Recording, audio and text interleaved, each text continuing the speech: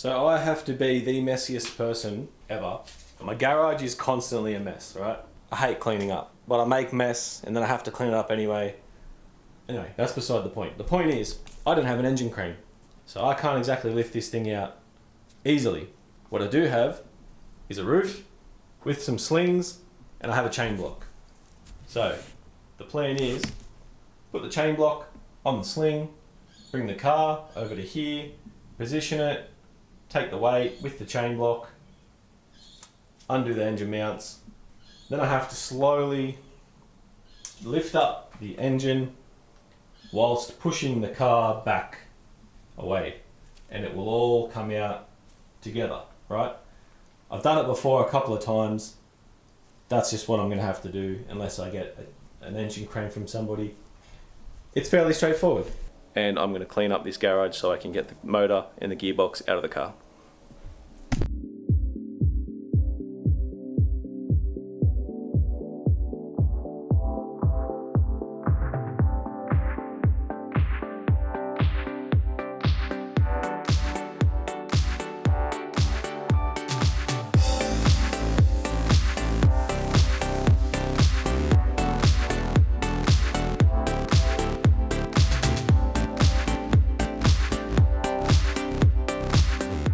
A few minutes later. Alright, I've done enough. I only need this space here anyway, so let's get straight into it.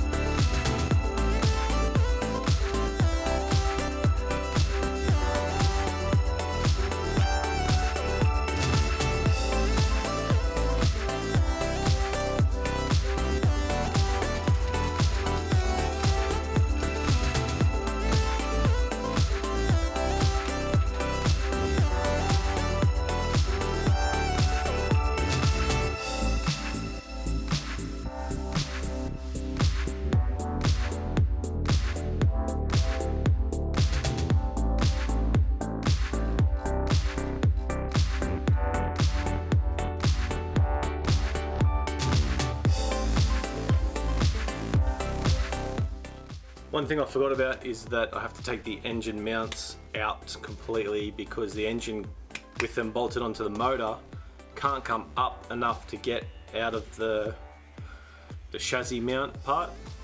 It's because the gearbox hits the tunnel, so they can't come up and out.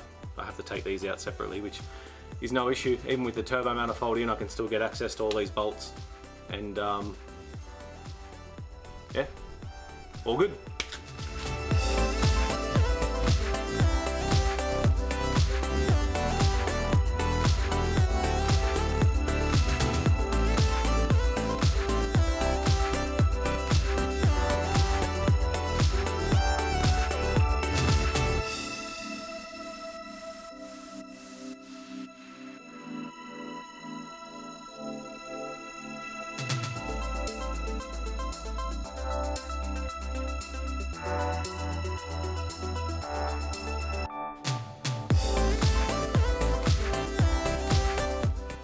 Also had to take the shifter off because it won't clear the tunnel as it comes through. So, all these things you forget when you don't do them for a while.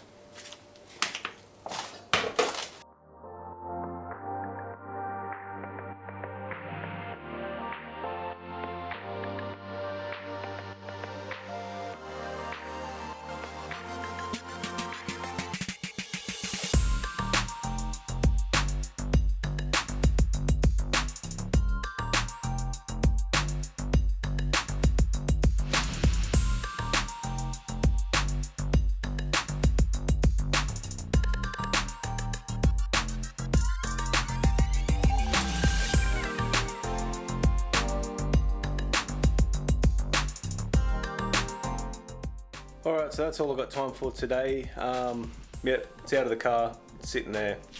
Came out alright. You see how it's pretty shit without an engine crane and a leveler. Just using a chain block and a jack You can still do it, but I'm not going to do that once the car's painted. Not going to risk damaging it with a fresh coat of paint. The next day. Okay, welcome back. Today is day 2. Yesterday we took the motor and gearbox out of the Escort. Today we're splitting it, putting the pilot bearing in, and then the clutch and flywheel. Hopefully putting it back together. And fingers crossed everything fits and works as it should.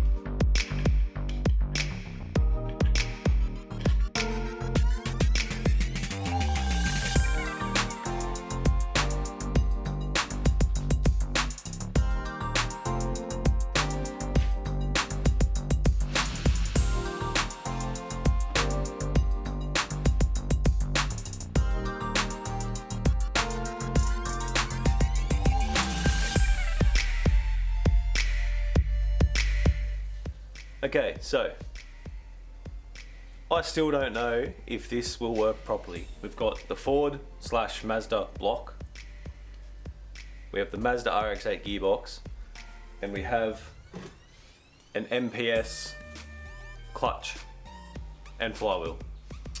All I know is the spline on the MPS clutch plate is the same as the RX-8 gearbox.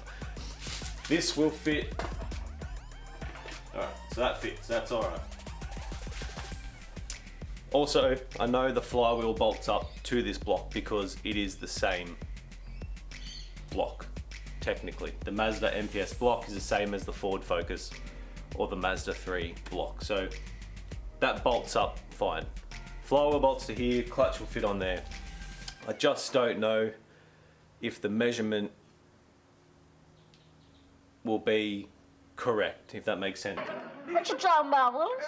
So I've got my adapter plate here that adds another 10 mil, so I'm not quite sure. Also, yes, this is a pretty average first attempt at an adapter plate. I did have a hole that wasn't on center. I will come back and revisit this. I might make another one up, I don't know. It wasn't expensive, so it won't break the bank if I have to get another one cut. I will need to sort out the starter motor spot. I tried to adapt the original Ford Focus starter motor, but it just won't fit inside this this piece here, so I might end up just cutting that off, putting the Focus starter motor there, and then go from there. But first we'll put this on, we'll start that, and then we'll worry about that later. So yeah, what we'll do, we'll put the pilot bearing in, then we can put the flywheel on, so on and so forth. Alright. Also, this is going to be the test to see whether my measurements for the adapter plate were mostly correct. I know this one wasn't, this hole here, but if the center of the crank here and the center of the gearbox input shaft, if they're going to line up properly, because once this bearing goes in, if this shaft doesn't line up with the center of that bearing, I've got issues. So here's to hoping that I did the measurements correctly from the start. Alright, let's put the bearing in. Okay, so I've got my pilot bearing. It has a small O-ring on one side, so that is going to face out of the crankshaft so that no dust and shit gets into the bearing once it's all back together. So I've got this little tool that I made up. I don't have a proper tool, so I just machined this on the lathe. It's going to sit inside the bearing, and then I can tap it in to the crankshaft.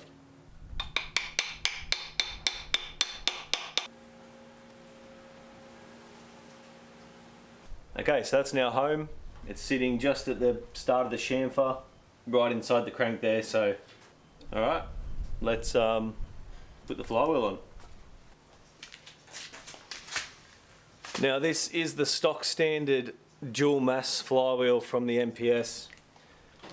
So it wouldn't be my first choice. If I was going for a new flywheel, I'd go for a solid flywheel, lightweight. This is pretty heavy. Don't know how heavy it is. I'm sure Google will tell you. But one day I'll upgrade it.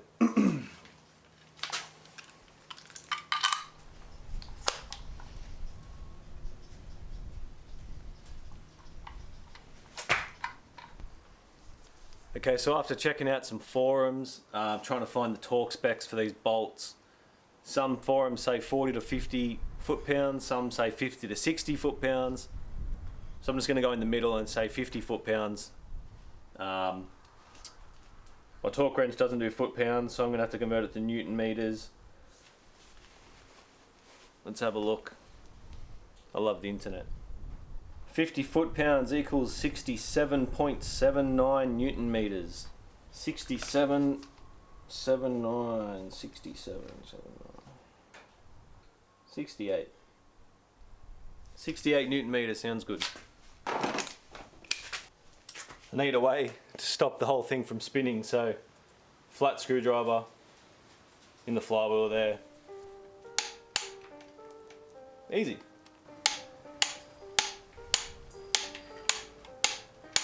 Beautiful. Alright, next step, clutch plate, cover. The clutch plate actually has transmission side written on it, so that will go out. I also have my clutch alignment tool. That'll go through to the pilot bearing and center the spline on the clutch. And hopefully should be in center. That's the plan anyway.